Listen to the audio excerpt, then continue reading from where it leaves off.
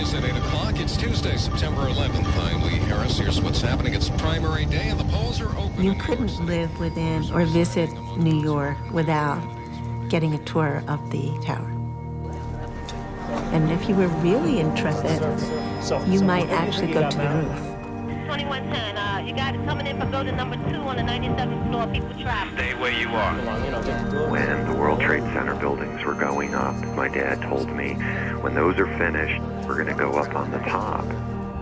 My dad said these buildings will last for 1,000 years. They'll be here forever. In the World Trade Center. Firemen in the building. They're making their way up here. It's 25 to 30 people. It was a terrific place to work. And on a clear day, you could see the curvature of the earth. I said, no, it's not possible. It's not possible that my life is going to end this way. Can we break a window? Whatever you have to do to get the air. Break a window, somebody! It was really, every fiber in your body is screaming. It's like, you gotta get out of here. You gotta get out of here. Okay, let's give you a hand here. Come on, guys. We got ourselves a VIP to get down. They're all notified. Fire department, ambulance service, and plane police. They're all notified. Geography, sir. No. Thanks, you saved my life. What the hell are you doing? You trying to kill us all? Tell the boys. Tell the boys I love them.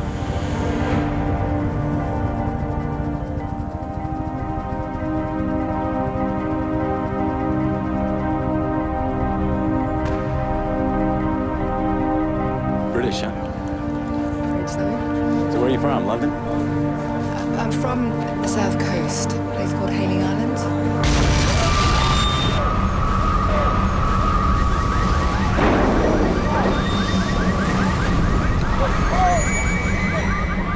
In less than 2 hours from this moment, both towers of the World Trade Center will be in ruins. A further 3 aircraft will have been hijacked and crashed, and thousands of lives changed forever.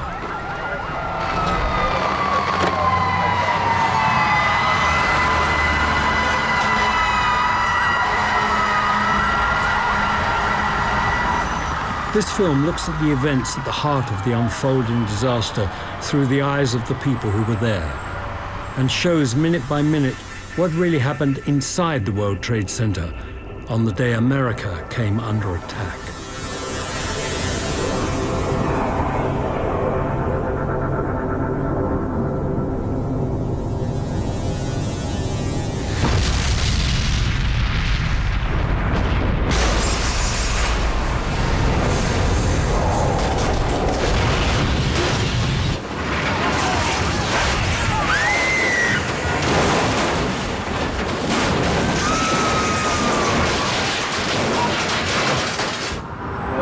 I heard the bang.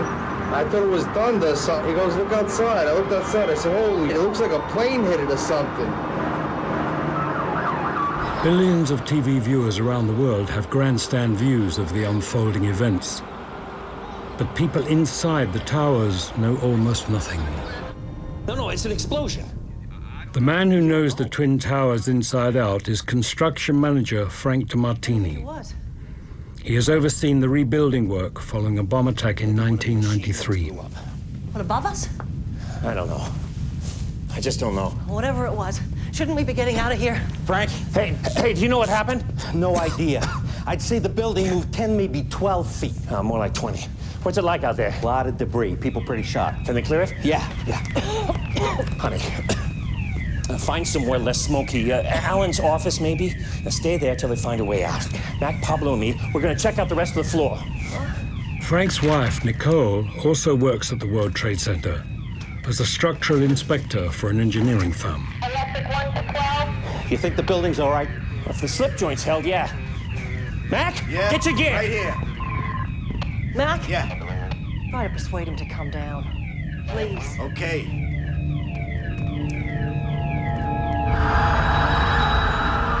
American Airlines Flight 11 instantly destroys 6 floors of the North Tower. Though all levels were designed to be smoke and fire resistant, smoke penetrates through the remaining floors to the top within a minute of the impact. Listen up, everybody. Everyone, listen up, everybody, please. Everyone, please, we've got to stay calm. Can you listen up?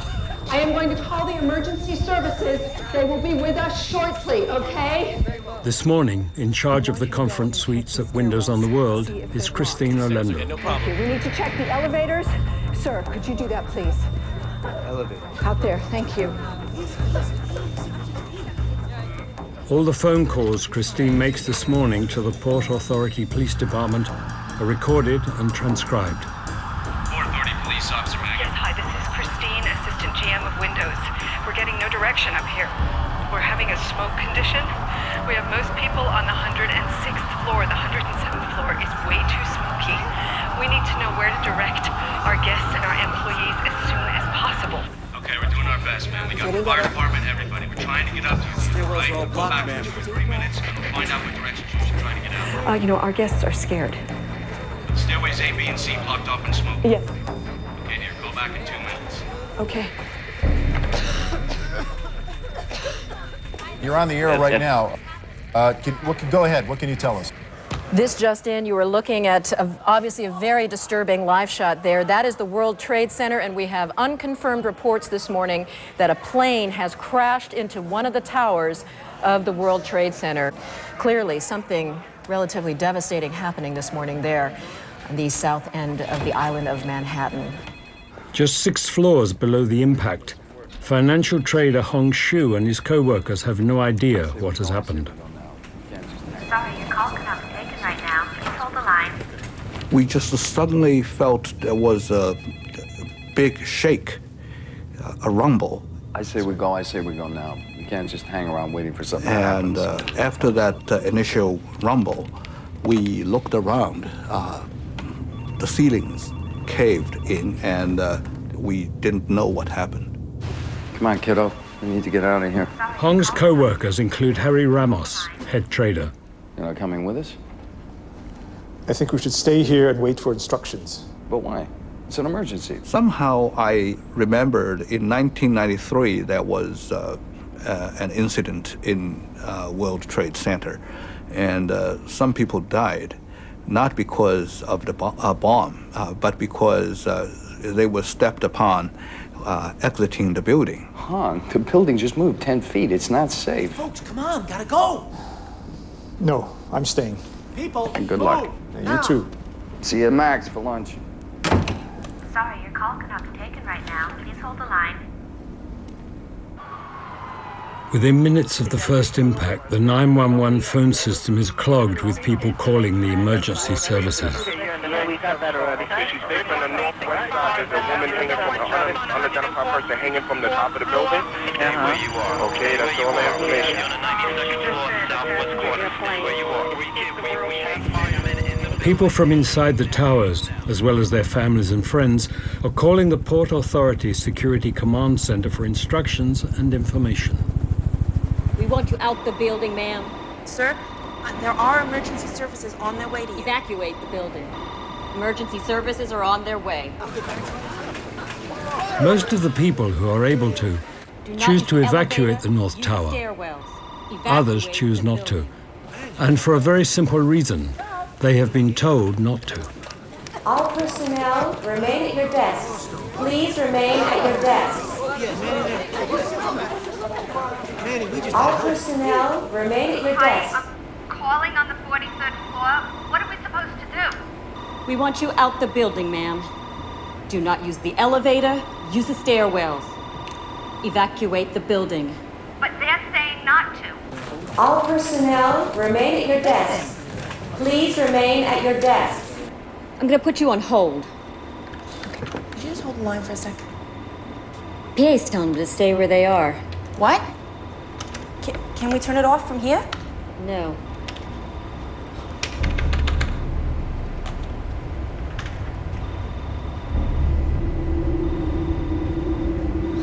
With the plane's impact, the building's vital systems have begun to malfunction and its structure is damaged. Even 70 levels below the impact, ceilings are buckled and doors jammed. This is SCC. Hello? Hello, we need some assistance.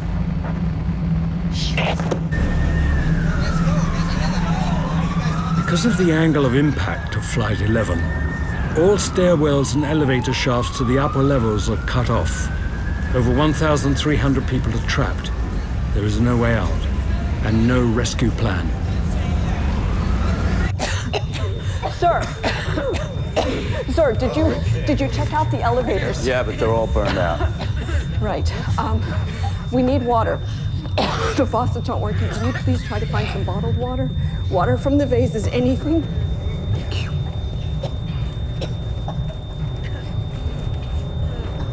Hello, PAPD. Hi, this is Christine calling from the North Tower of the World Trade Center. We need help. What is your situation, Christine? Right now we need a safe haven. Can you direct us to a certain quadrant? Hi, ma'am. I have to get on the radio as soon as possible, as soon as humanly possible. The people are asking whether they can break the windows. They can't breathe. Can we break the windows? No, for the moment, do not break the windows. So what do we do?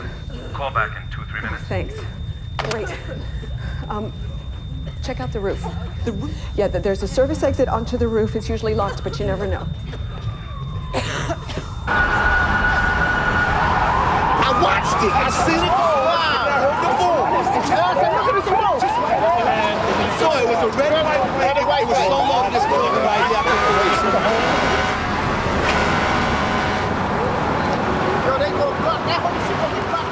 Once we turned the corner onto Canal Street, what we saw was a nightmare. So I was looking at 20 floors of fire, which translated into 20 acres of fire. And I'm thinking to myself, how are we going to deal with this?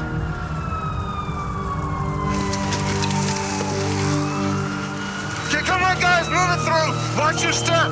Come on. Come on. Come on, fellas. New York Fire Department crews arrive at the North Tower within minutes of the first plane hitting. Get tools down, fellas. Among them, Captain of Ladder Company 6, Jay Jonas. Okay, check your packs. One of the firemen from Rescue 1 said what we were all thinking. He came out and he said, we may not live through today. And we all looked at him and he says, you're right. And we stopped and we took the time to shake each other's hands and wish each other good luck. Not yet, guys. They've had their orders. We haven't had ours yet. But out of all those guys I was surrounded by, I'm the only one who's alive. They all perished.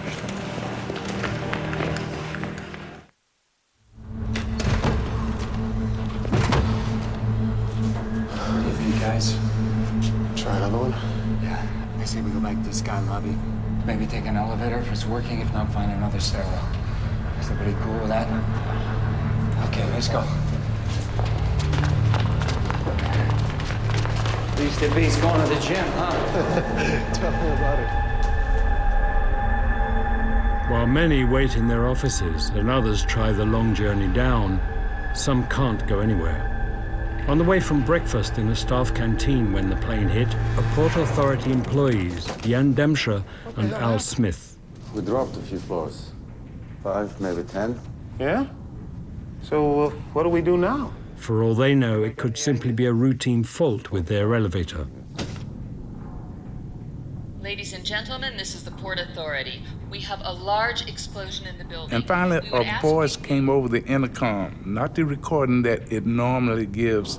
A voice came over and said, we have had a large explosion in the building. Port Authority. We have a large explosion in the building.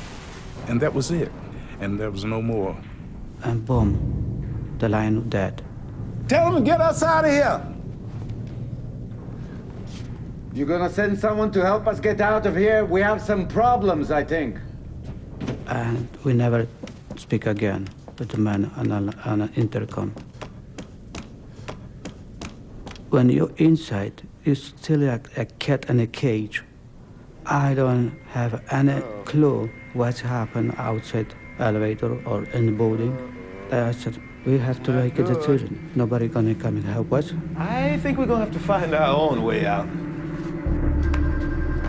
We blocked the doors with wet Kleenex, and that sucks up some of the smoke. The trapped security room operators are now dealing with an emergency inside their office as well as outside. But we still can't get out. Thanks. Hello? Hello? Hi, this is Melanie. I'm with the conference. We're trying to get up onto the roof, but we can't. I see. Where exactly are you? I'm not sure what number. The door won't open. Yeah, you need a swipe card. Well, we haven't bloody got one. Well, in that case, I can't help you. Can you open them from down there? I'm sorry, we're not able to do that from here. So what are we going to do? I'm afraid you're gonna have to find a way down. We've tried, but we can't. Well, then you're gonna have to wait for the emergency services to come to you. I'm sorry. I see.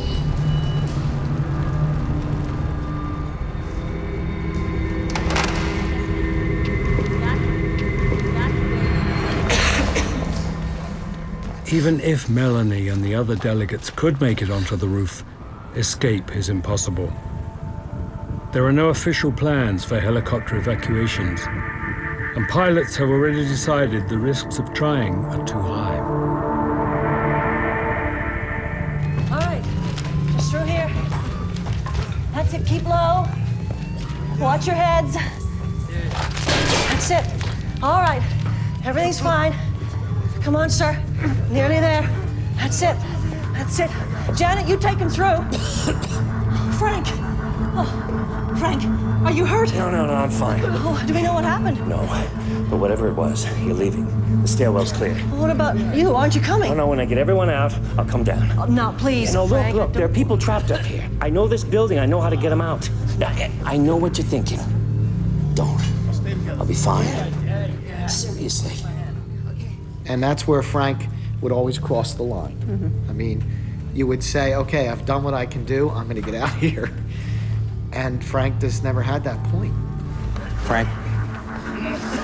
I say we check out the tech room. Sure. Hey. I'll see you in a few minutes. Come on, let's go. Just one floor above Frank is Rick Bryan, a manager at insurance company MetLife. And I'll often say it was as if on a summer evening, sometimes every year, or maybe every other year, you hear a thunderclap, and the thunder rolls in like no other time, with a slowly building crescendo. And that's how it was on that day, when the plane hit. And I'm one step into the hallway, holding the door open. And I was struck by the blackness that was in front of me. It was the deepest, the richest black that I had ever seen. Anybody there? Anybody there? And I'm thinking to myself, you know, you have the keys to the door. You can easily open the door and go back from where you came. Hello? But can you be certain that your keys are going to work? Hello? And I was frightened. I was very frightened. So instead of continuing down the hall, I went back into our office and let the door close.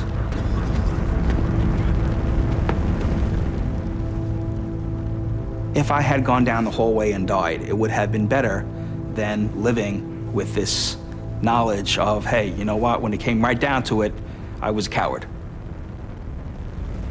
And it was actually our two co-workers on the other side down that hallway that ended up dying on that day. And I often think now, perhaps I should have continued down that hallway.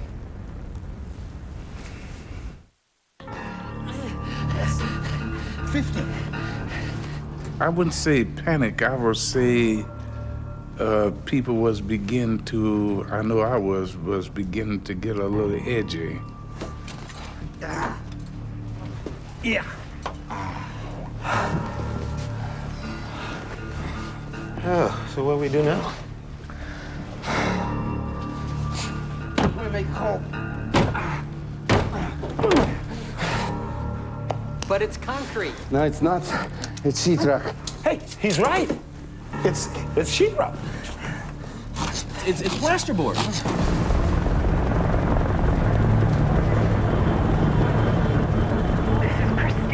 on windows. We have to have air. The fresh air is going down fast. I am not exaggerating. Ma'am, I know you're not exaggerating. We're getting a lot of these calls. We're setting the fire department up as soon as possible. What are we going to do for air? Ma'am, the fire department is on its way. Can we break a window? You can do whatever you have to do to get the air. Break a window, somebody! Break a window!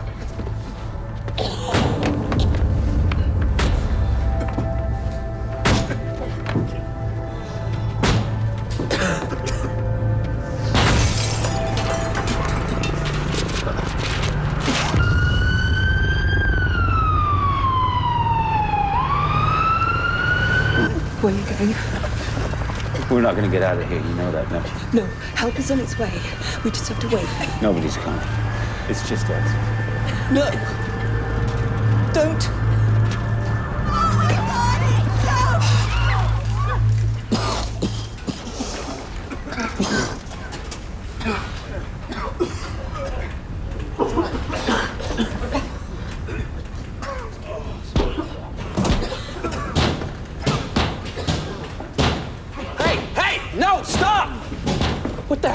You trying to kill us all? You break the window, you're gonna let the air in. Get away from the window. This whole place will be in flames in minutes. Come on.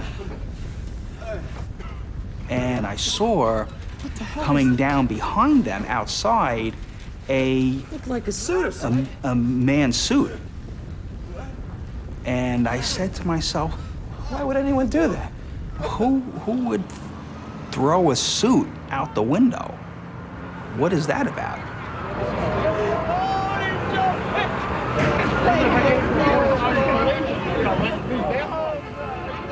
More than 100 people jump or fall from the upper floors of the North Tower.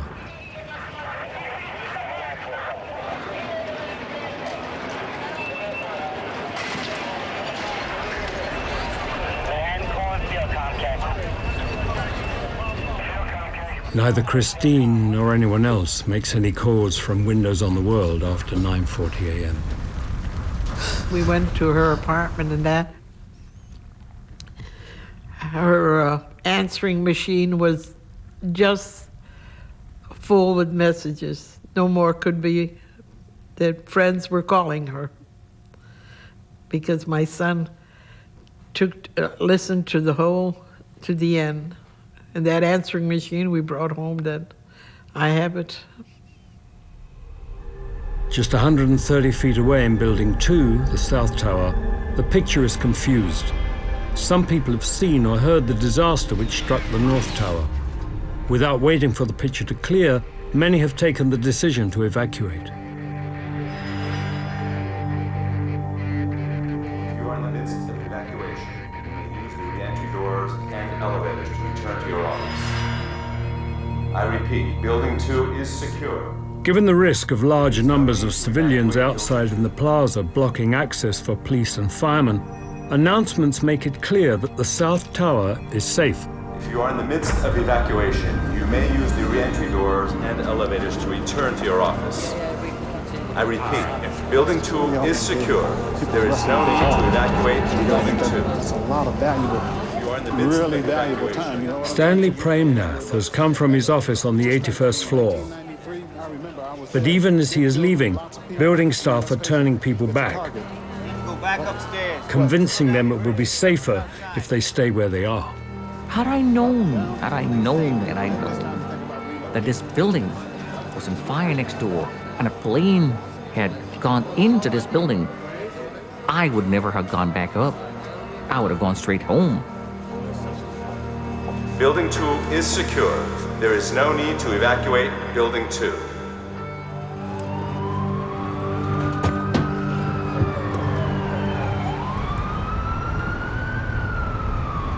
I'm not sure about this, guys. We got no choice. Within short order, it became clear that we had to leave because the smoke was getting frightening.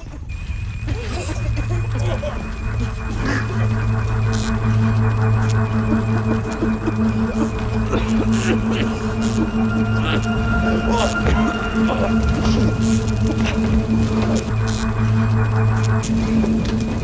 guys, this way. Follow me. The smoke was so thick and so black, and I could not see. And as I'm walking down the hall through this blackness, I'm thinking to myself, well, you're going to die of suffocation, of smoke inhalation. How many breaths do you need to take of smoke-filled air before you actually pass out? Is it measured in the number of breaths, or is it measured in a number of minutes? Is there a period of time when you're breathing in smoke that you can feel yourself being overcome, or does it happen instantaneously? I did not know. And I was annoyed at myself for not knowing. Let's try this way, huh? That's right. Yes, sir, you have a 2:30 followed by 4:15. In this confined area with the door closed now, it actually seemed quite safe. Well, I'll see what I can do, but we're having a bit of problems with the phone. When they came in, I was surprised that they were there. Well, we have a situation here. What kind of situation? And then I was even more surprised that they had just come out of an office that was on fire. I'm sorry. Do you have a fire extinguisher? On the wall above the cupboard. Thanks. Yes, sir. Yes, sir. Well, I can't do that right now, sir. No, you don't seem to understand. There's a lot going on around here right now. Thanks. Yes, sir? I'll do it first thing tomorrow morning, sir. I said to myself, look, you have to do something. Within 2 seconds, I realized what a ridiculous task I was trying to accomplish. I was trying to put out this inferno with this stream of fluid that couldn't have been more than 1/4 of an inch wide. My heart went into my throat from my chest, and at that point, I knew we were in trouble.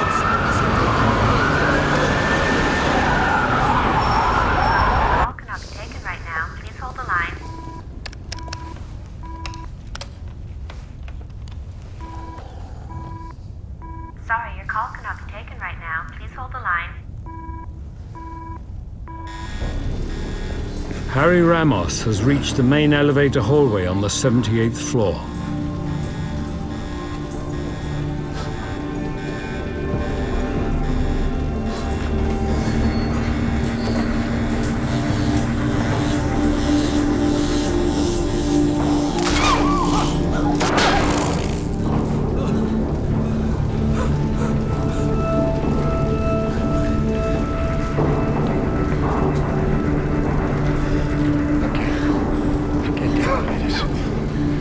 Get across.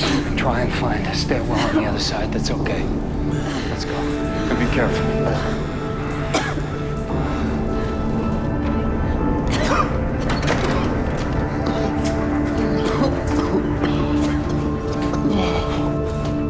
Everybody okay back there?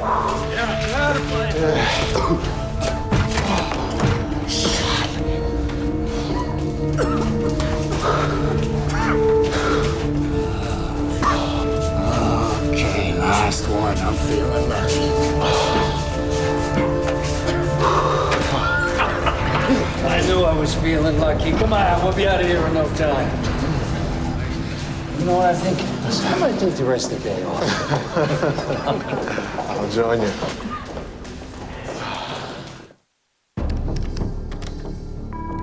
Sorry, your call cannot be taken right now. Please hold the line.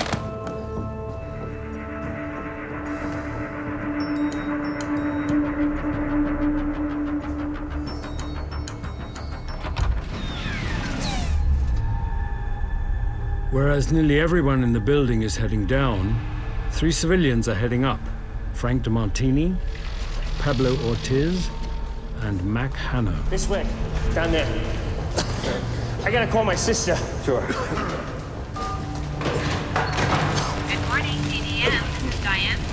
Yeah, Diana, it's Frank. Is Nina there? No, Frank. I need you to get a message to her. Sure. There's been another explosion at the World Trade Center. I need you to find her right away and tell her that me and Nicole are fine. I don't want to hear about it on the radio. Well, sure, of course. What about you? Are you okay? Yeah, I'm fine. Listen, I gotta go. Thanks, Diana. This way, Dan. Hey, let's keep moving, huh? This way. Come on, right through here. That's it. Keep going.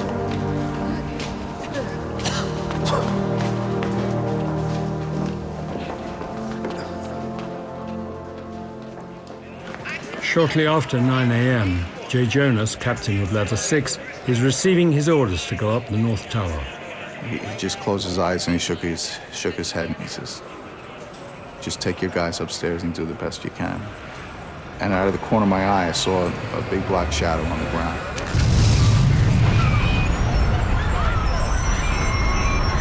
And a man came running in from the outside and said, a plane just crashed. A plane just crashed into the World Trade Center. United Airlines Flight 175 bound for Los Angeles hits Building 2, the South Tower, at 9:03 a.m., less than 17 minutes after Building 1 was hit. No. We still don't know. One man who gets an extraordinary view of the impact is Stanley Premnath. He has just returned to his office from the ground floor lobby. Yeah, I guess. So I'm standing up with the phone in my hand. But we're fine. My coffee and bagel that I bought when I was coming up still sits there on the desk. And I'm looking towards the Statue of Liberty, the direction of, with the phone in my hand. And that's when the plane caught my eyes. And this plane is bearing down on me. Eye level eye contact.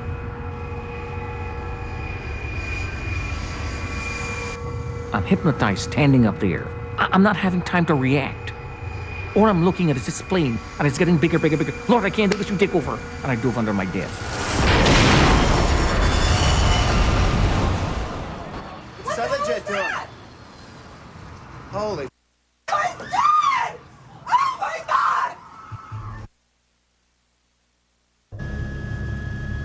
Wow. That apparently does look like it is in the other building at this point. That's All right, this is 16. I could have called the caller hung up, but he said a new explosion just happened at 2 World Trade Center on the 80th floor. Oh. The plane hits the South Tower between the 77th and the 85th floors. Because the plane struck at an angle, one staircase to these floors is, for a short while, passable. And there is another extraordinary piece of luck. The strange thing, the bizarre thing is, the phone starts to ring. I don't know who is trying to dial me, but the phone is ringing. And I'm saying to myself, I gotta be dreaming. This is not real. In the real world, the plane crashes, you die. This is not real. I got to be dreaming. I live. Help! Help! Some offices on the impact floors are spared the devastation of a fireball. One of them is the office of Brian Clark. The sensation was that our whole building moved to the Hudson River and kept moving a distance of 6 to 8 feet. I know that sounds preposterous, and whether it did move 6 to 8 feet, I don't know, but that was the sensation. And I had this terrifying thought that we're going over. Everyone okay? In a split second, our room just absolutely disintegrated. It was as if a demolition crew had been given all the right equipment, sledgehammers and crowbars, go through and destroy this space, and you've got a whole day to do it. But it happened in an instant. Okay, listen up. There's a good chance of fire. We have to exit this building as soon as possible. No time to get your stuff. Just follow me.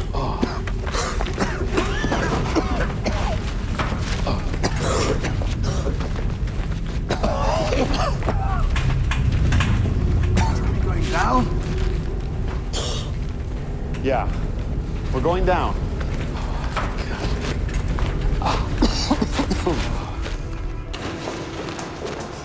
Wait. Where are you going? It's bad down there. Smoke, flames, real bad. Oh, I understand.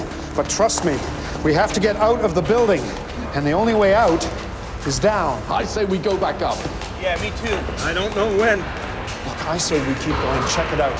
See if we can't find a different way down. Look, it's bad upstairs, but it's not going to get any better. But what if we can't find a way out? Well, then we'll just have to see. What about the roof? No way. Help! He's wrong. What was that? Okay. Help! Come, let's go. I heard this noise inside the 81st floor, this sort of banging, and this voice screaming for help. Help, I'm buried. Is anybody there? I can't breathe. And I said, come on, Ron, we've got to get this guy. Is there anybody in here? As I went through the gap sideways, I saw the rest of the group on the stairwell, and they all went up, and they all died that day.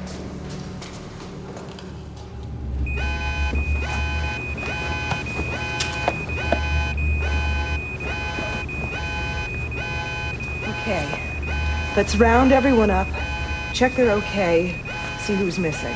I'll call emergency services again. Elaine Gentle is Director of Human Resources at Private Bankers Fiduciary Trust. Look, check outside to see if you can find a way out. Okay, I'm on it. One of the first calls she makes is to her husband, Jack. Elaine? Yeah, me. First thing I said was, thank God you're all right. And she said, well, not really.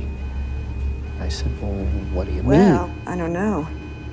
I heard some sort of explosion below us. I don't know what it was. And I said, well, it doesn't make sense because the plane hit the other building. It didn't hit your building.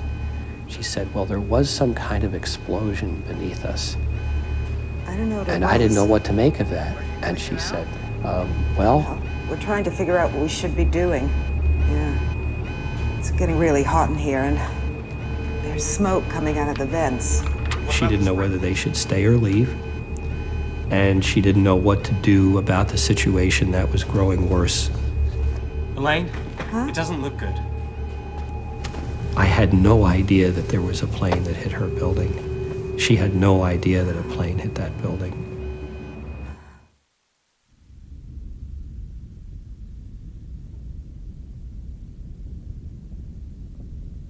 And I'm screaming, Lord, I don't want to die. Please send somebody, anybody to help me. And as I'm screaming, I realize I'm temporarily deaf. I couldn't hear.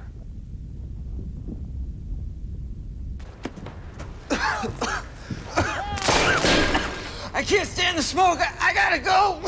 Hey, look, you go back and join the others. It's okay. Hello?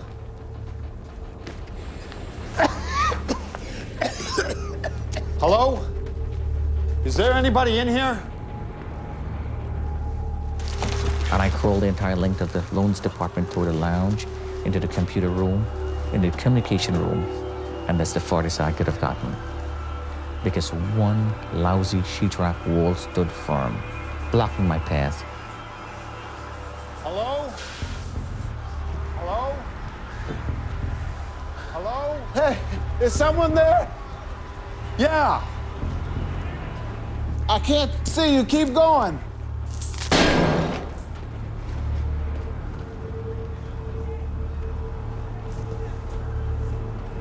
What? I can't see you. I turned my flashlight toward the voice. Yeah, I got you. What I remember asking him was, what is your name? He said, Brian Clark. What are the chances for you to have a flashlight? He said, I'm a fire warden. Down and to your left. But I suddenly heard this person with this saying, can you see my hand? Can you see my hand? Here. Can you see my hand? Can you see my hand? Which floor? Is that hooked up? I don't know. Okay, guys, here's the deal. It's a raw one. We have to go to the upper floors for search and rescue. Only thing is we can't use the elevator, so we're gonna take stairwell B. 10 floors at a time. 10 floors, quick rest, 10 more. I told them, I says, they're trying to kill us, boys. I says, let's go to work. Okay. And to their credit, every one of them, they looked at me and says, okay, Cap, we're with you. There was thousands of people upstairs that needed our help, and that's where we had to go. As Jay Jonas is beginning his journey up the tower, many others are coming down.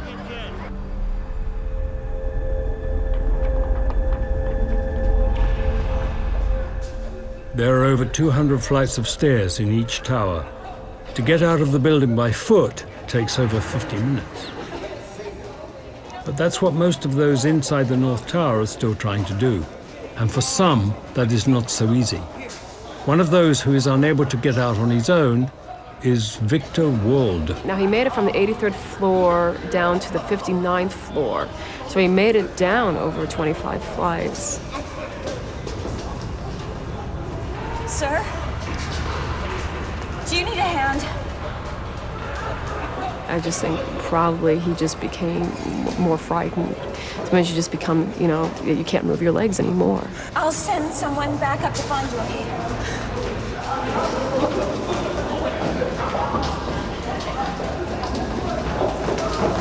I'll just hold you back. Go on.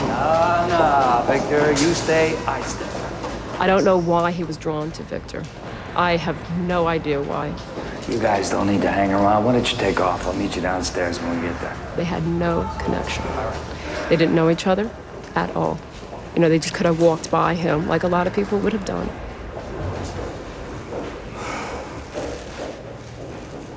You got any kids? Yeah, 2 daughters. Why? How old are they? 9 and 13. The oldest just had her bat mitzvah. Don't you think she'd want to know that you're safe? Maybe. Yeah.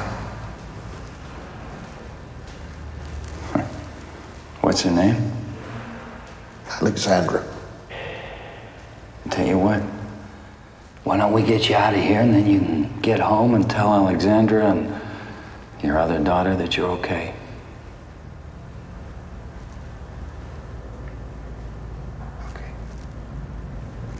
Come on. Yeah, let's get you on your feet. That was when I saw Harry was helping a gentleman who I did not know, and quite slowly. Hey, you decided to take the day off after all. Hong, this is Victor. Victor, this is Hong. We're gonna help him get out of here. Hey, Victor. Tell you what, guys, I really could use a beer. Hey, guys. Wait up. Yeah.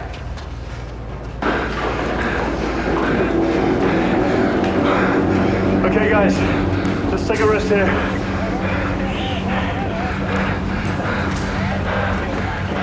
Drink some water. We're at war with somebody. I don't know who we're at war with, but we're at war with somebody. Check your packs. We leave again in 2. Not only the United States is a target, but right where I'm standing is a major target. Now, is there going to be a 3rd plane? Is there going to be a 4th plane? We didn't know. What the hell is it going to be like up there? Guys, you ready? Okay, let's go.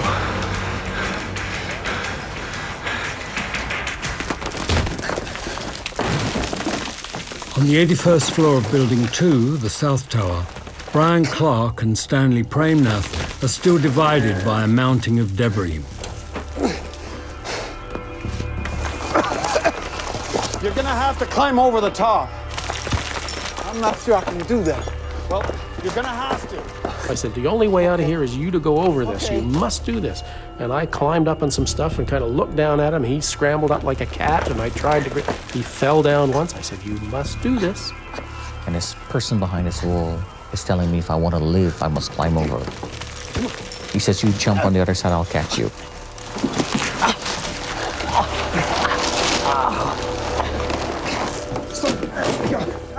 He said, hallelujah, I've been saved, which was sort of took me back. This man really thought I was crazy. And I don't know how to thank a man who just saved my life. I reach down, I hug this man, and I give him a kiss. And he gave me this great big kiss. And this man says, whoa, whoa, whoa, whoa, what are you doing? He says, Brian Clark. And he said, I'm Stanley. We'll be brothers for life. I said, well, that's great. As we started to dust ourselves off, I said, well, that works for me. I never had a brother. And now I do. Hey, you okay? Your hand, it looks nasty. Hey, what about you? This can't be real. I can't believe we're alive. Well, let's keep it that way. Okay. Up or down? Down. You lead the way. You're the lifesaver around here. And this man put his hand around my shoulder and he says, come on, buddy, let's go home. And the first time in my life, I cried like a baby. Because nobody never showed me that kind of compassion in my life before. A total stranger. I got from her at 100 floor World Trade Center. 100. She was able to speak, just barely. Elaine, can you hear me okay? Yes. All right, good. Here's what I want you to do. I want you to try and get the outer... The sprinklers not working was a mystery, and so I got somebody from the engineering department to talk to her about that, and he got on the phone. No, not there. There isn't one. What? I want you to hit it. He advised that they should get somebody to hit the sprinkler head with a shoe. Table lamp. Hit it.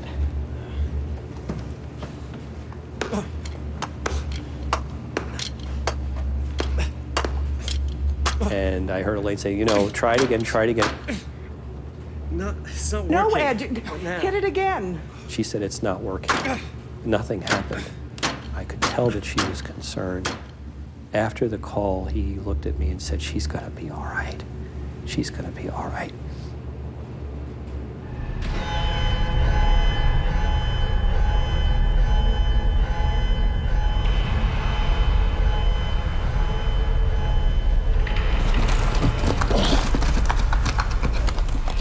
Chip, right chip, right chip, right chip. Finally, after maybe 40 minutes or so, he got a hole about the size of a grapefruit. Sweet smell of fresh air. Yes, sir. Well, who'd have thought it, fella? World Trade Center, made out of sheetrock. Huh? We need some help.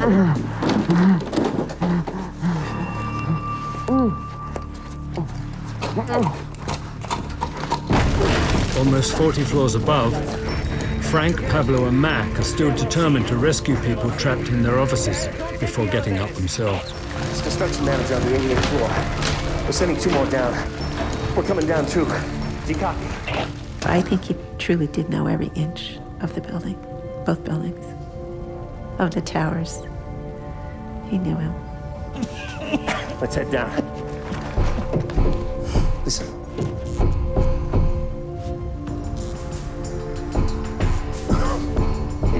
That's Met Live, right? Yeah. Let's go. Help! We're stuck in here! We can't get out! Help!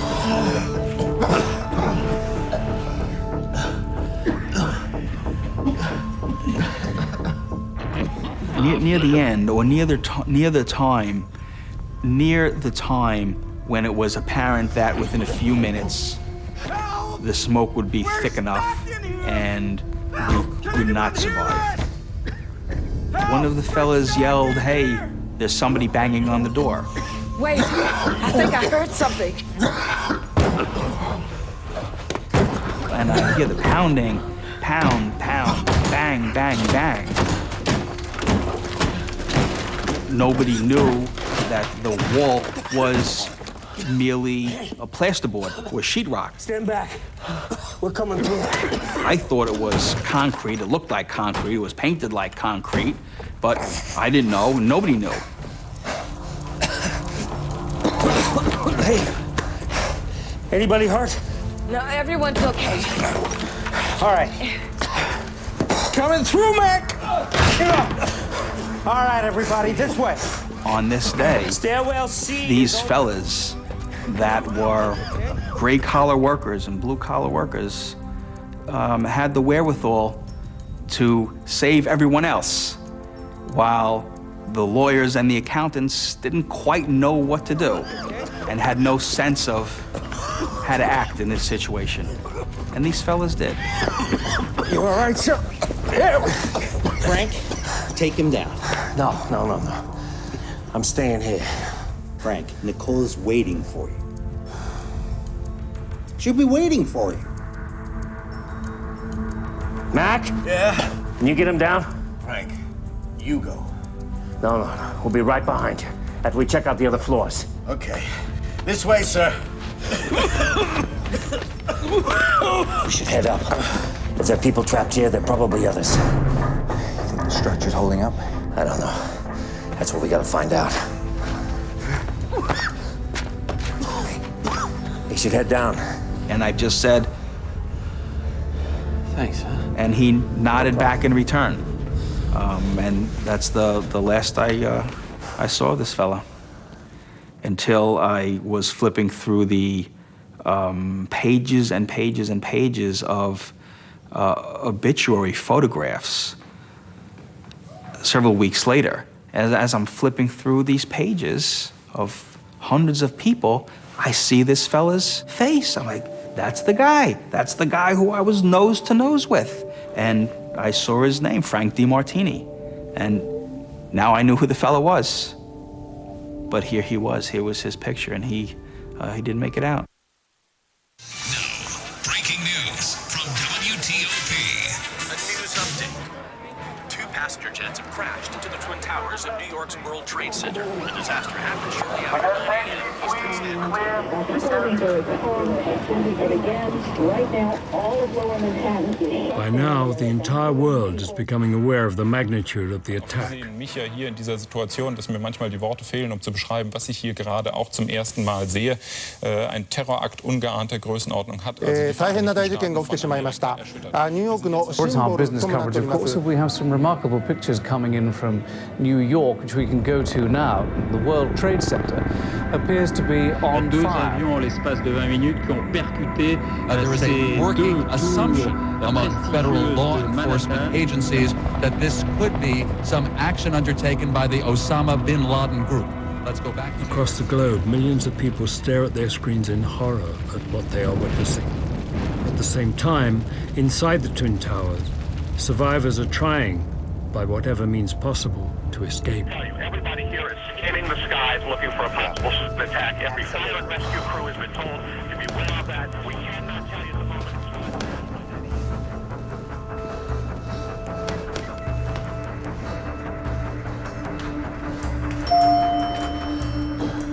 Works.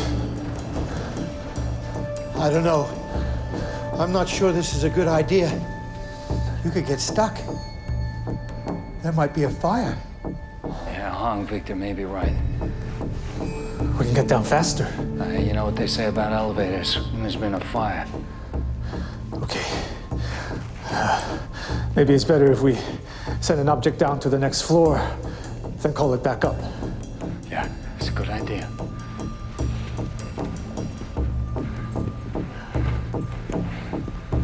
Okay.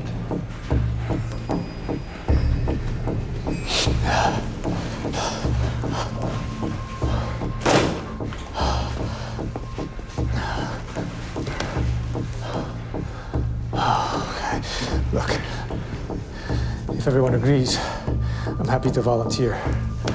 You okay with that? Yeah.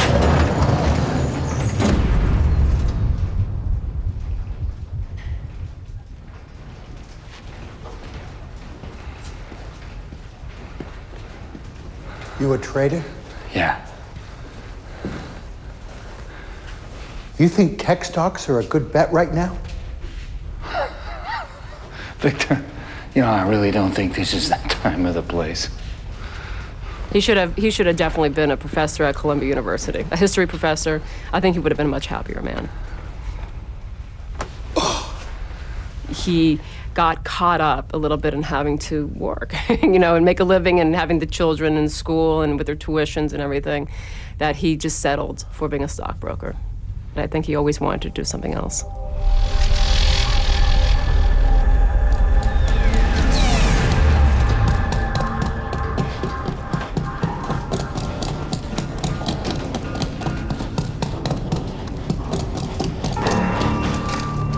Can you see anything?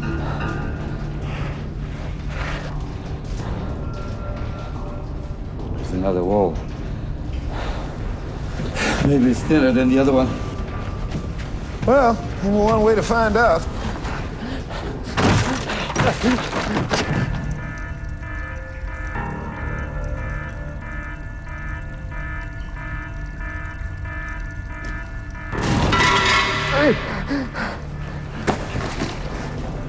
Where are we?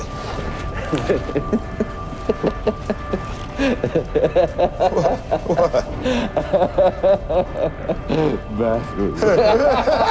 Yes. Yes. Say, anybody need to go to the bathroom?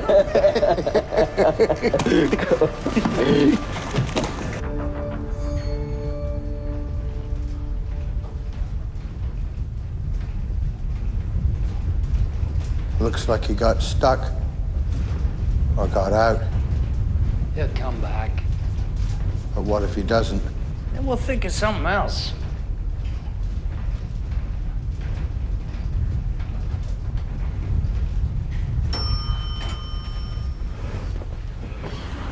Welcome back. It's clear. Great. But only as far as the 44th floor. Come on, it's better than nothing, Victor. All right. Almost home, huh? We're gonna try to break out. It's just too smoky in here. Did you wet your clothes? Yeah. Honey, I have to go. Okay. And Jack, tell the boys. Tell the boys I love them. I said, I will. And I love you. She said, I love you. I said, I love you. She said, I love you. I said, I love you. She said, I'm scared. And I said, call me when you get down.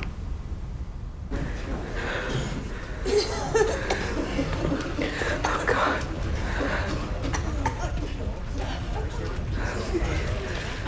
Elaine!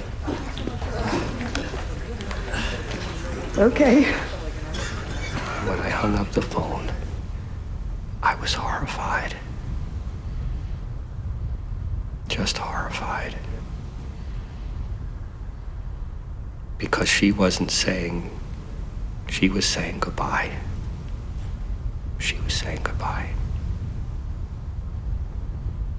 That's how it felt. That's what it was.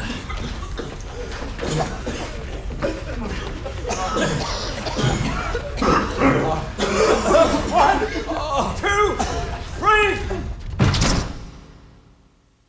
When we hung up, I called our minister and I asked him to pray, and he said he'd have a prayer chain, and then I prayed. And I felt her body go right through mine, and I knew she was gone.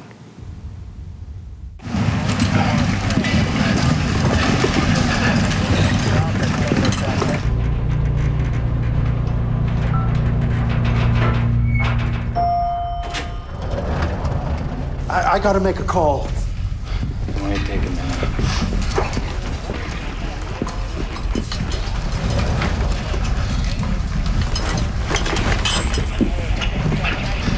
Hey, buddy. Do we know what's going on? Pentagon got hit. What? The Pentagon? I said it was an accident. Now that fireman said no. We're at war. That words were really scary. it was war. Hi, you don't know me, but I need you to make a call for me. Who is this? My name is Victor Wald. I need you to make a call to my wife, Rebecca. But I don't know her. I need you to pass her a message. Can't you call her yourself? I tried calling her, but I couldn't get through. That's why I'm calling your number at random. Is this some kind of joke? No, it's not a joke. My name is Victor Wald. I'm in the World Trade Center. Oh my God. I can't get through to my wife. I'm asking you to call her. Her number is the same as yours, except there's a 6 at the end instead of a 7. And what's the message? Could you just tell her...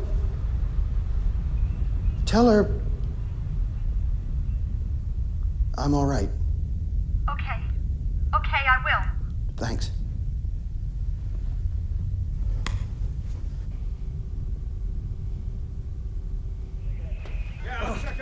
They just hit the Pentagon. We better be clear on these doors. I really think we should go. Now. Al-Qaeda. What? Come on. Al-Qaeda. They're a bunch of terrorists. Yeah, whoever they are, we gotta go now. I bet you it was them. Guys, take this exit. Come on, up this exit. Go, Victor, go. Oh, not more stairs.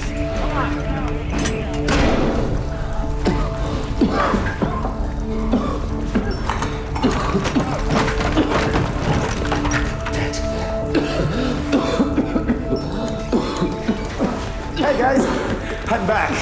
Now, this is the man who will help us down. Huh? I think about them in my prayers.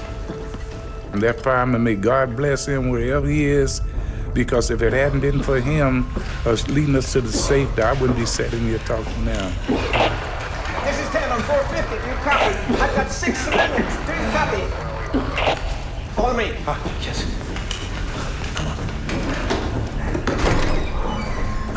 Yeah. Oh, come on. Please. Trust me. Come. Let's go.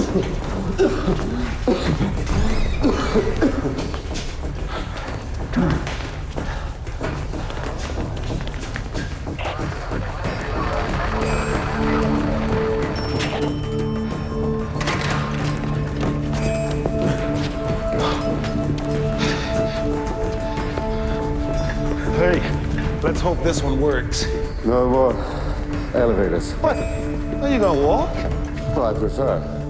And I come into elevator, I see the big sign, do not use the elevator when it's fire. And I stay and I don't know what to do. I said, something's wrong. Listen, man, it'll take 30 minutes to walk down. We may not have 30 minutes. I said, that's manuscript. Not responsible for yourself, because if you was stuck at another elevator, who's going to help you? You got no choice, my friend. Come on. What's your name? Yeah. Jan? I'm Al. Good to see you. Nice to meet you.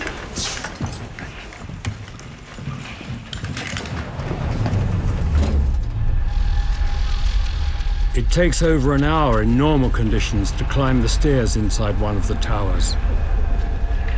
The firefighters each have to contend with almost 50 kilos of equipment, as well as the endless flow of evacuees coming down.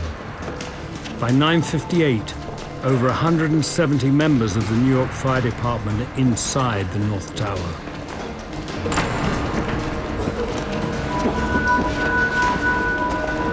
Okay, fellas, this way. Down the corridor, on your left, into the office. Guys, take a rest. 2 minutes.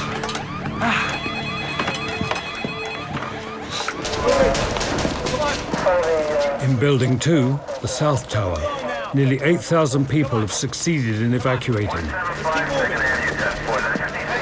It turns out they escaped just in time. One for you. No problem. We're brothers, right? Yeah. Now let's get out of here.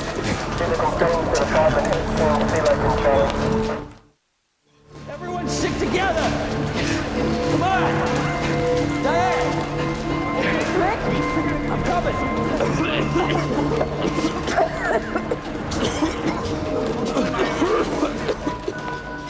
In Building 1, the North Tower, The staircases on the lower floors have become a slow-moving chain of evacuees.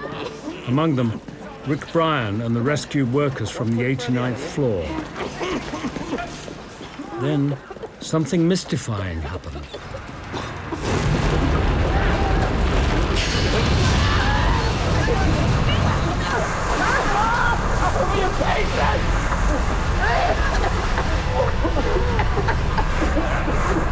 And all of a sudden, a huge cloud of this dark gray smoke comes shooting up the stairway and just covering everyone and everything.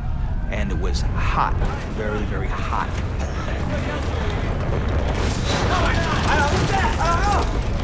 Our building started to shake. It swayed back and forth, and then the lights went out. I said, is that what I thought it was? Thinking that part of our building collapsed. And he just looked at me in a very serious face. He said, the South Tower's just collapsed.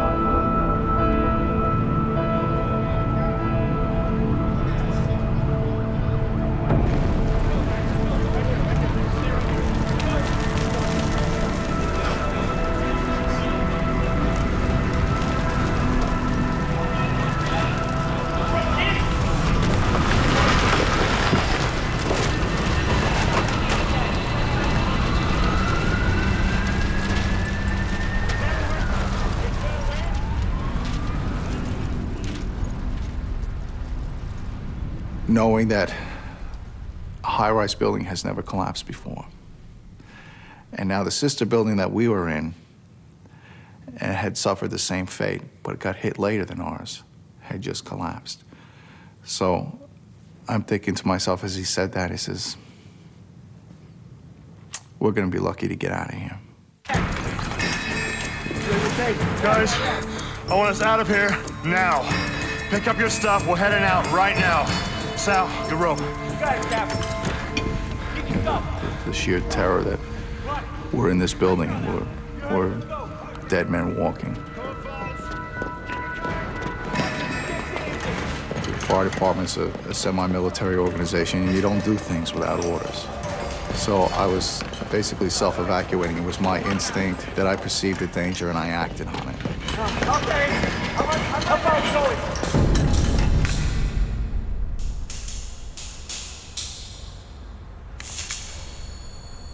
What was that? It sounded like an explosion. Victor, you gotta be positive. We've got to go. In case you hadn't noticed, we're still only on the 36th floor. Well, that's only 36 more floors to go. Now, come on. I wasn't even supposed to be here. What do you mean? Working here.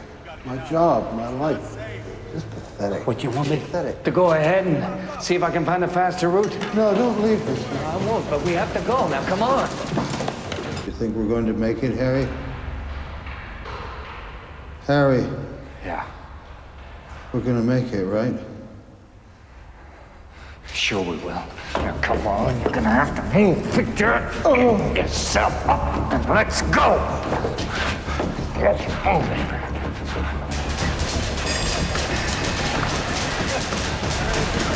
Come on, fellas, keep it moving. Come on, guys. Move it. Come on, Fuzz. Keep it coming.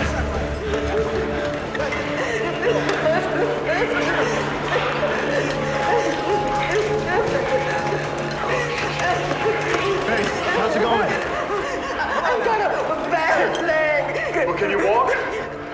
Slowly. And Tommy Falco turns around and looks at me and he says, "Hey, Cap, what do you want to do with her?"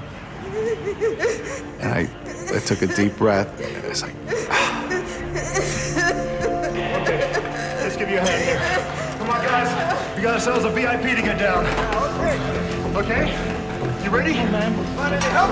That's the stuff. Wait here. Four more steps. All right, take it easy. That's the green. Doing real well. and people ask me, says, "Why did you do that? You know, you could have passed her by, nobody would have known." I says, "I would have known."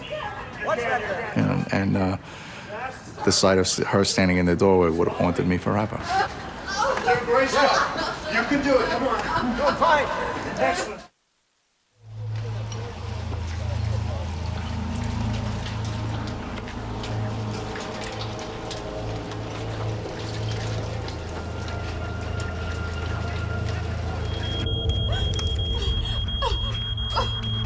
Come on, baby.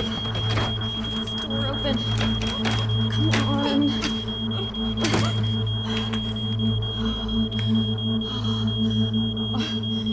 They should be here by now.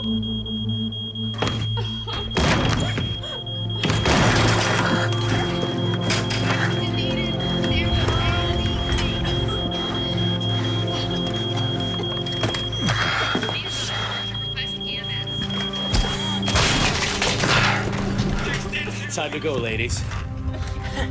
We're glad to see you.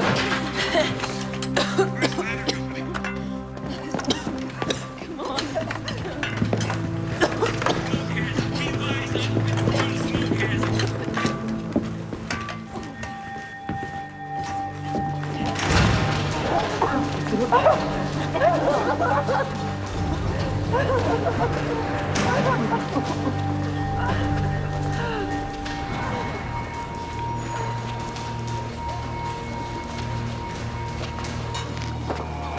We know both towers were hit, but what more can you tell us? I've seen many people running to save themselves. Most of those who ran past me are exhausted. Many of them just can't believe that this has happened, or that they've been lucky enough to have made it out. I would have to say, at this distressing time, I can see a huge pillar of dust and smoke where one of the twin towers once stood. It's too soon to speculate on the full extent of their horrifying damage right now. It was really, every fiber in your body is screaming. It was like, you gotta get out of here. You gotta get out of here. Whoa, you okay? You okay? What was once, we were almost like running down the stairs. Guys, make a space. Now our evacuation is one step at a time. Both feet on the same step, going very slowly.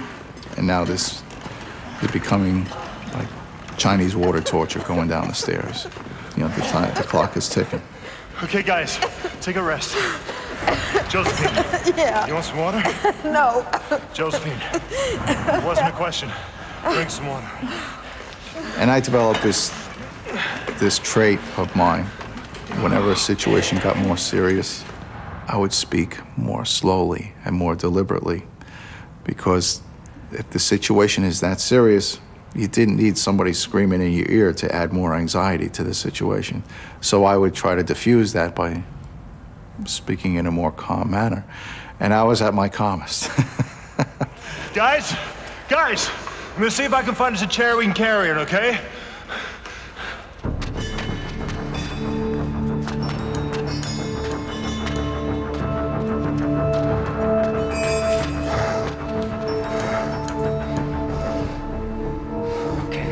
Come on. Come on, let's go. Okay, nearly there. Come on, take my hand. Yeah, go. Yeah, this way. Stairwell C. Any word on our engineer? No. You think we should go? No. Neither do I.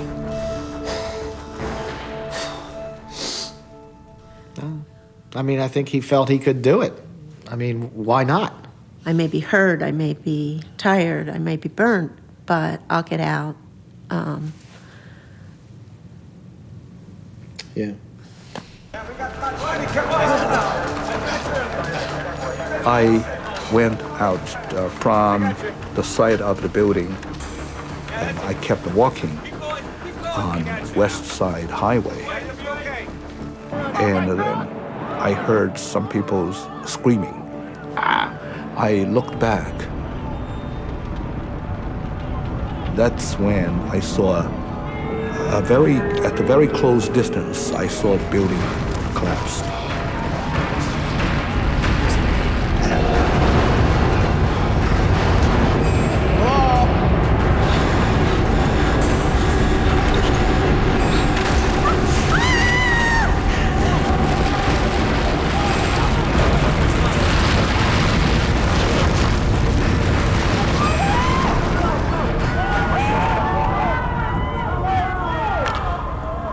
I thought probably we lost Harry at that moment.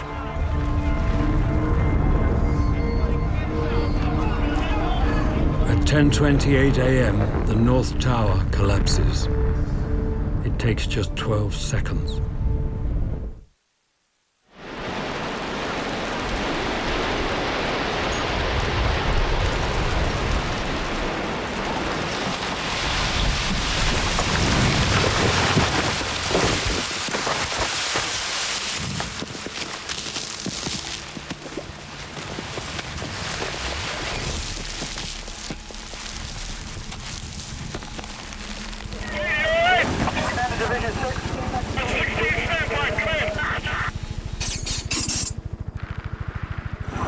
Division 6 acting K, urgent. Division 6 acting, go. Alright, you're responding down to the World Trade Center. You're to maintain radio communication and advise Manhattan Dispatch what exactly is going on, Kate. We are unable to make any kind of communication. It collapsed. The top floors collapsed down.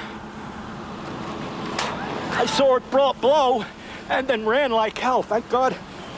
I'm 69, but I can still run. There's got to be firemen trapped back there, though.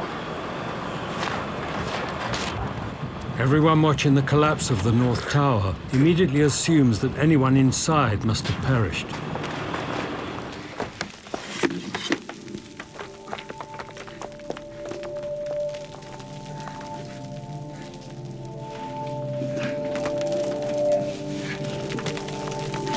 Everything okay? Every time a floor hit another floor, it was like a loud boom, like a train that was off its tracks and was hitting the railroad ties. And it was getting closer and closer. Listen up. I'm gonna do a roll call. Billy. Yeah. So violent Mike. was the vibration that we were actually being bounced around off the Sal. floor. Yeah. And Tommy. just kept waiting. Just kept waiting for that big beam or that big piece of concrete to come. And for us, it didn't come. Matt? Yeah! Sounds like you dropped a couple of floors there, buddy. How about our special guest? You mean me? Yeah. Yeah. I'm here. And my name's Josephine. Good job, Josephine. And I'm up here, you know, to have no idea what I look like. I never dawned on me, you're great too, kiddo. You can all you want, but it won't help.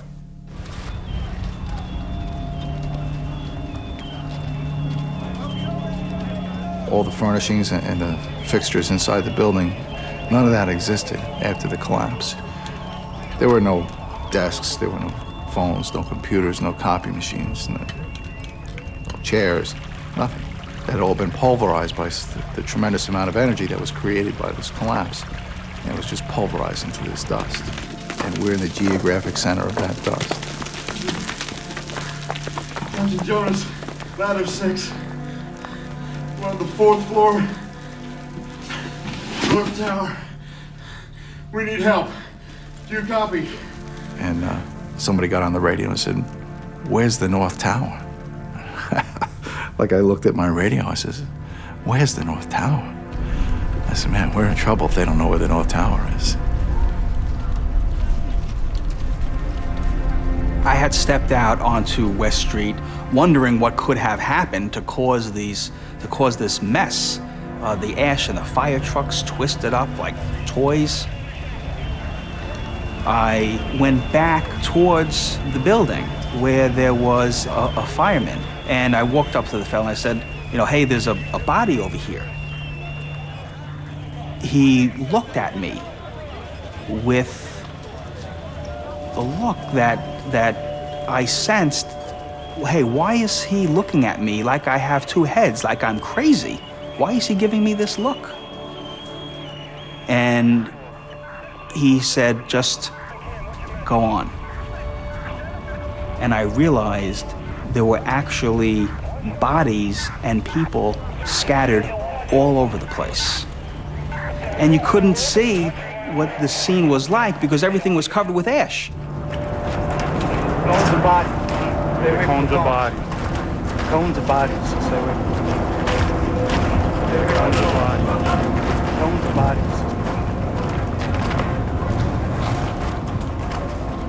2,749 people died in the Twin Towers that morning, including Melanie DeVere,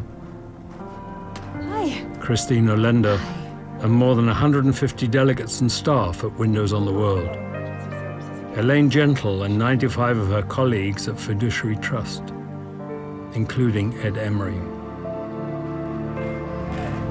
And 84 workers and officials at the Port Authority who looked after the building.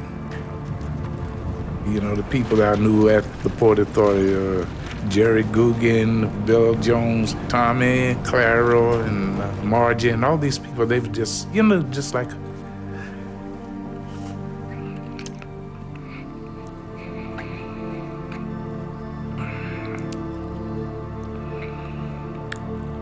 It was just like there was a big family. Are you gonna be okay? In the North Tower, Frank DeMartini and Pablo Ortiz both lost their lives. They were still helping people to escape when the building collapsed. Well, I mean, I think for me, there still is this burning, hole that you don't really know what happened. And of course, I would like to know more about, what was happening, and I know he'd love to tell it. He would be so sad to see them fall, and saving as many people as he did, that it was somehow fitting that he went up into the air with the buildings. Along with Mac Hanna, who escaped the building helping evacuees, Pablo and Frank saved the lives of over 50 people. Amongst them were Rick Bryan and the 22 people trapped on the 89th floor, including receptionist Diane DeFontes. Yes, so you have a 2:30 followed by a 4:15. Pablo's wife put up a website, and her children were on it, and I sent her an email, and I told her, I tried to tell her how I felt, and that her husband and their father is the reason that I'm alive. And I know that his absence is a terrible thing. But here is a man that you can be proud of because he saved other people's lives. Stanley Premnath and Brian Clark both survived.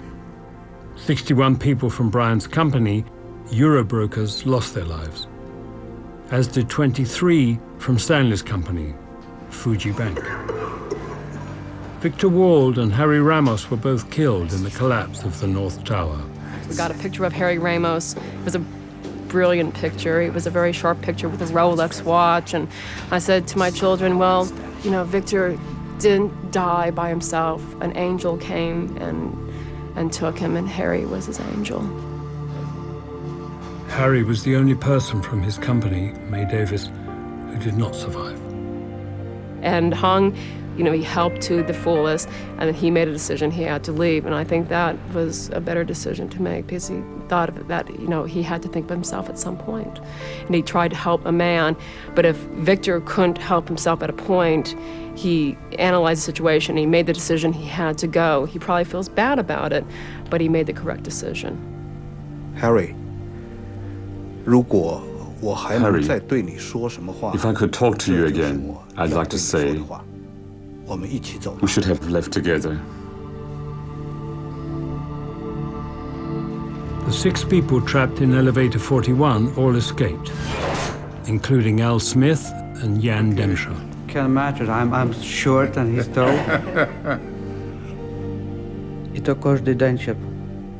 Every day it's with me. It's in my head. There were so many people I knew. Friends, acquaintances, faces in the crowd. And I was there. I survived. But almost 3,000 people didn't. It's hard to escape this memory.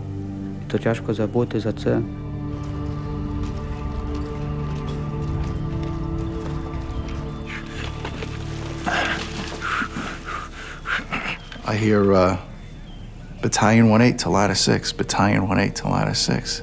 Is that you on the radio? I said, yeah, it's me. Rescue 3 to Ladder 6, Captain Jay Jonas. This is Cliff. I'm coming for you, brother. I'm coming for you. And that was the first, it choked me up. It's the first time in my career where I had become the person in need of rescue instead of the person coming to do the rescue.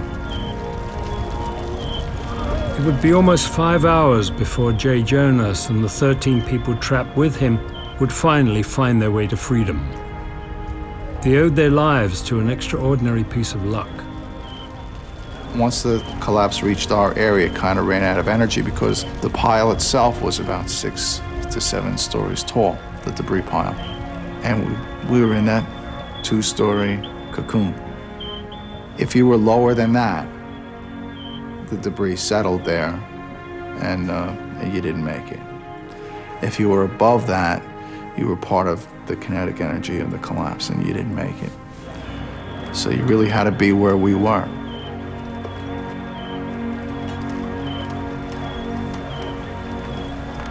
Over there you can see a police emergency service unit. They are trying basically now to reestablish some kind of a safe perimeter. And many of the emergency workers basically just happy to be alive. Certainly that picture tells it all. Many of them just happy to be alive at this point, having survived what is an extraordinary event, the collapse of 2 towers. 343 firemen and 60 police officers were killed in the collapse of the Twin Towers. Josephine, is that you? It ends up I did make the right decisions that day, but I didn't know they were the right decisions at the time. Running into Josephine Harris, making this decision to stop and save her, we inadvertently saved ourselves. And I looked around, and there was this disarray. And I said, this is it? And he says, yeah, this is what's left. And I said, how many other people have come out of there? And he said, none. And I was just stunned.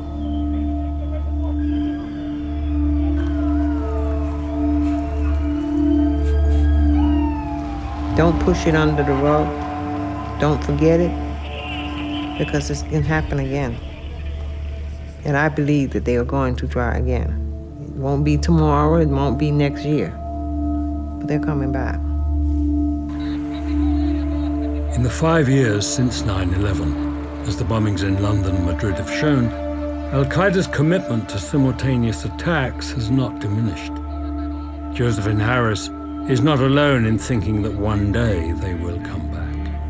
I don't know of a single expert that we interviewed or have talked to before or since we made our report who doesn't believe there'll be another attack. We have made 41 recommendations. We see them implemented only partially, and in some cases not at all. And yet every one of those recommendations, which everybody agrees with, is designed to make the American people safer. If I have a nightmare, it is about the combination of a terrorist and a nuclear device. My worry is that we could be saying the same thing. Why didn't we do this and why didn't we do that? So there will be another attack, and if we're not prepared, God help us.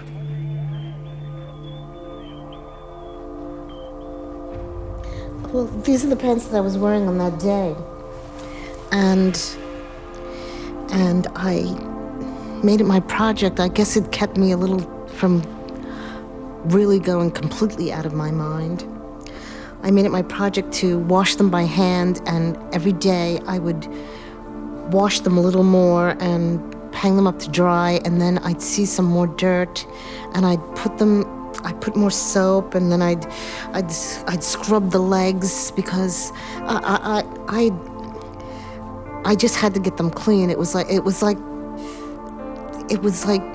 washing away. It may sound silly, but washing away the dirt and evil and the bad and just getting it out, and I did. And unfortunately, they don't fit anymore, but they're clean.